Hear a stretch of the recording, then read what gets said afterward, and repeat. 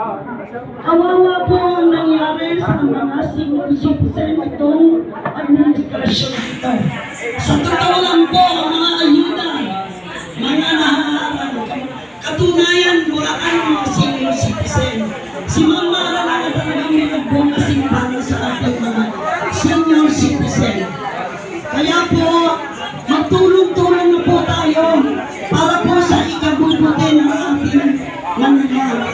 Tinanggap po ang aming Oscar, tapos pinagmaya na po sa mga barangay ang mga papel ng mga presidente. Sana po magtulungan tayo para po sa ikabubuti. Maraming salamat po. Ang sa akin po, nasubukan naman natin ang silyamahan nila. Kunang nasubukan natin na tukarin natin ang silyamahan. Bakit kung hindi natin bigyan ng buong suporta si Mayor Mara Tamundo para makatigim tayo ng konting pagbabago. Hindi lang po sa ating mga senior, kundi sa ating mga kabataan at sa ating lahat ang kasasaguan. Yan lang po ang magandang bago po sa inyo namin. Para po sa ating lahat, mula po sa pamumuno po ng D66, ako po ang inyong lingkod, Lino Seha. Ipinapangako po namin sa aming pong distrito sa East ay magtutulong-tulong po kami para yung mga programa mo na ating mahal na Mayora Super Mara Tamundong ay matupad para sa mga Manileño. Ito lamang po ang aking masasabi. Lahat sana po tayo ay magkaisa para sa kay Mara Tamundong. Maraming salamat po. Naging senior president ako palang pa rin sa lang, Miss Tia Tensa din. Sa mga nandito ko, masasabi ko sa inyo, ano man ang gawin, Mara Tamundong.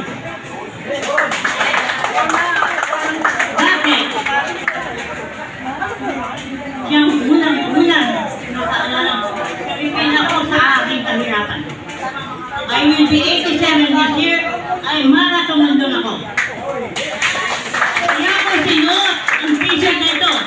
Ano nakalagay? No one but you, Mara Tamundong. Kay Lopez, Alex, nandun kami ng eleksyon, tinanggal kami sa City Hall. Kaming anin na district president, tinanggal as DO. Mula ngayon, wala kami pinag-alam, pero nagsisindi kami anin alang-alang sa mga senior citizen. Ngayon kami mga senior citizen, sa aming edad na ito, ilang panahon na lang kami, hindi namin pababayaan si Mara Tamundong sa kagandahan ng loob nilang magkasama. Maraming salamat sa inyo. Magandang umaga po sa inyo lahat. Narito po ako at i-introduce ko sa inyo, tulungan natin si Mara Tamundong dahil base sa aking experience. Base, unang pa lang siya nilapitan, tinugon niya ang aming problema. Sa nakikita ko, never akong tumayo sa isang politiko sa harapan ng maraming tawag magsalita at mag-endorso ng isang kandidato. Kaya lang dito sa kanya mo nakita ang tunay na pagbabago at ikaw yung maging Manila. Dito, nakikiusap ako sa inyo, tulungan natin si Mang Mara ang maupo bilang mayor ng Maynila sa darating na halalan sa 2025.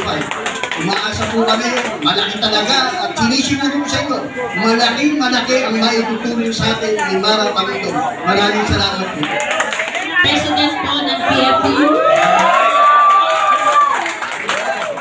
Kaya masasabi ko lamang po, walang hindi makakaya kung sama-sama tayong lahat. Lahat po tayong magkaisa, umaga, gabi, kahit madaling araw, araw-arawin po natin isigaw. At ipo sa FB page po natin, Mara Tamundong for Mayor 2025. Ako isa po ako sa representative ng mga youth development and organization. Lahat po kami susuporta kay Miss Mara. Kagaya po ng nakasalanan. Suportahan lang po natin ang bagong mayor ng Maynila. Thank you po. Ako po sa Evan, sa Kumbento, taga-District 3, dyan po sa Mesibilla, Binondo. Ngayon po, maasa po kami kay Ma'am Mara Tamundong na sana po Pag siya po ay susuportahan natin, hindi po kami ng ano po pagbabago po na sana matulog po kami mga doon.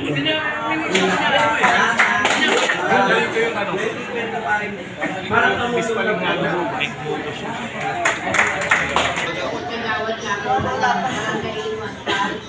Ako po, totoo nakasuporta kay Mara Camundong. Dahil siya po ay mag-aaral po sa aming distrito na tumutulong po. Maraming salamat po. Hinihahanan po ng ating mga senior citizen ang maganda na natin si Kuya Ray. Ano po, magandang umaga po sa inyo lahat. Ako po si Ray Garcia ng Barangay Civic Coordination Committee. Kung kilala niyo po si dating konsyalyo si Sister, doon po ako nakapagsakay. Ngayon po, nahanal po ako ng District 5 President noong pandemic 2022 sa Kabaka, BT. Ngayon, nagkaroon ng masalulot na wala asosasyon sa Maynila ng mga senior. Alam po yan ng mga taga-barangay. Na chairman, na pinaubayan ng senior citizen sa mga chairman ng barangay at secretary. Kaya kaming anim na district president, nag-usap-usap, nag-meeting dahil wala ng identity at senior citizen. Unang-una, wala na tayong senior head sa Oscar hanggang ngayon. Hanggang sa nagpunta kami sa school, pinangako niya iupo niya si Mike Garcia. Hanggang pangako na, nawala siya, wala sila una, wala pa rin senior head. Hanggang sa nag-break kami si Alex Lopez, nang sa bahay niya para iparating ko na sana magkaroon ng senior citizen na Oscar. Hanggang ngayon po wala na. Ngayon, sasabihin kami ko, una-una na mga senior, kayo mga apo, mag-isip kayo para sa mga lola ninyo. Diba? Kaya kaming anim, buutan kami. Itinatak namin ang Integrated Association of Manila Government Incorporated. Hindi kami na malapit sa mga politiko. Senior citizen activities na kami.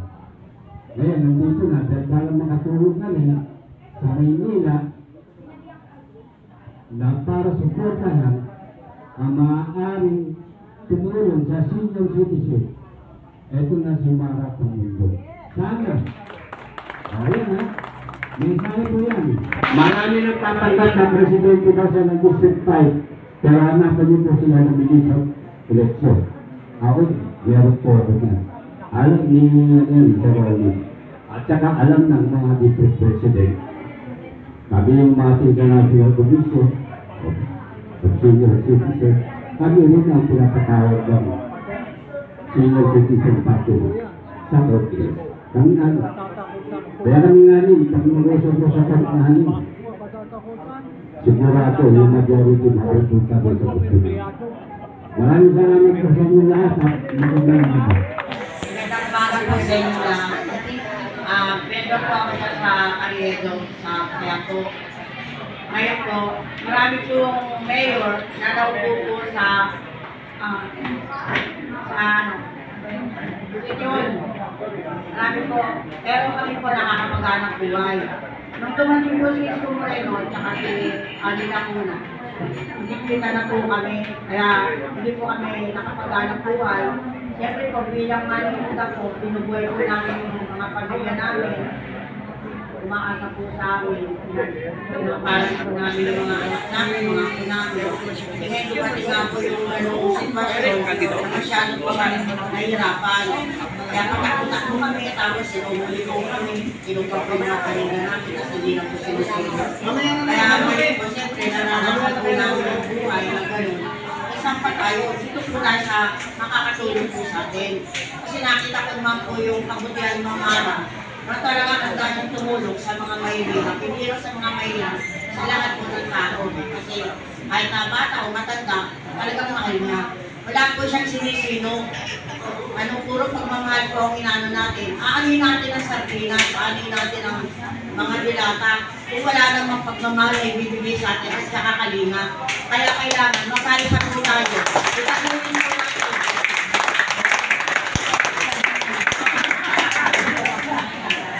Hindi ako iyak. Hindi ako iyak. Ano? Talagang po sa kalooban ko yung sinasabi ko dahil talagang nahirapan ako. Kasi kaya lang ako naiiyak. Dahil siyempre, naisip ko yung mga naranasan mo, talagang ang hirap. Pero sa ngayon, pagtutulong-tulungan natin ang maubos si Mamara, ay malaking mag-asa para sa atin. Hindi lang mga vendor ang kanya tutulungan. Lahat tayo, hantay na tayo tulungan. Nakikita ko sa pagkatao niya, talagang mabuti siyang tao. Ngayon, kung nakita ko na siya, talagang santa tungkol sa akin. Ipag na natin siya ipumoto, di ba? Ngayon, nakita ko talaga yung kabutihan ni Mamara. Kaya ngayon, tayo magkaisa tayo. Ibono natin si Mamara para sa kaya mundan ng bayan ng Maynila. Pagkako naman, huwag yung puro tayo hirap. Kasi marami tayo binubuhay, marami mga vendor dyan na nawala ng anak buhay. Hanggang ngayon, kaya yung iba, wala nang puhunan, ay hindi na nakakamaganap buhay. Kaya ngayon, pagtulong-tulungan natin na ngayon po natin si Mamara. Kasi kung hindi tayo magkakaisa, paano pa? Kaya, yun na lang po ang masasabi ko. Si Mamara mapagmahal sa kapwa. Kaya kailangan makahindi natin sa inatulong natin siya para meron na tayo pinanamamila. Salamat po, pinapalik ko. Mr. Manny Sacramento po, dati po akong empleyado ng Manila City Hall. 31 years in service po ako. Ang dami ko na pong napagdaanan ng mga mayor. Kaya po ito sis ko po, kailangan po makabalik sa Manila. Pag ito po ang nakabalik sa Manila, tandaan niyo po, ang Manila City Hall katatakutan.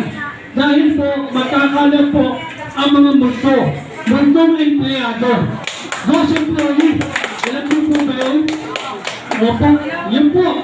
Ang Manila City Hall, baka rin po, pagpunta niyo po noon, hindi na po kayo papapasukin. Dahil naging private po, baka maibenta gusto. Di po ba? Dapat po kaya natin silang iboto. Yan po ay hindi tama. Sa pagkakaano po sa 31 years in service ko po, ang Manila City Hall po, yung araw, maganda ang pamamalakad. Nung sila po ang umupo, nandito na po ang Maynila. Nalubog tayo sa utang. Akala niyo po ba kung magkano ang utang ngayon ng Manila City Hall? 25 billion. Pero mo Cisco, umutang na, nagbenta pa. Saan po ba napunta ang pera ng City Hall? Di po ba? Mag-isip-isip po tayo. Tsaka yung po mga, lalong-lalo na po yung mga taga-Baseco yan. Kung meron po taga-Baseco. Sila po, karamihan po ron kasi po may mga kakilala po ko ron. Yung pong dating chairman, pagkakaalam ko po, sabi sila po, isko sila. Sabi ko nga doon, nung pumunta po ako ron, sabi ko, mag-isip-isip po kayo. Kasi po, ang Baseco, baka po sa susunod, yan ang ibenta rin Isko Moreno. Di po ba? Baka kayo taga-Baseco, sa bangketa kayo pulutin lahat. Kasi nakabenta na naman si Isko. Kaya po tayo, ayaw ganyan po.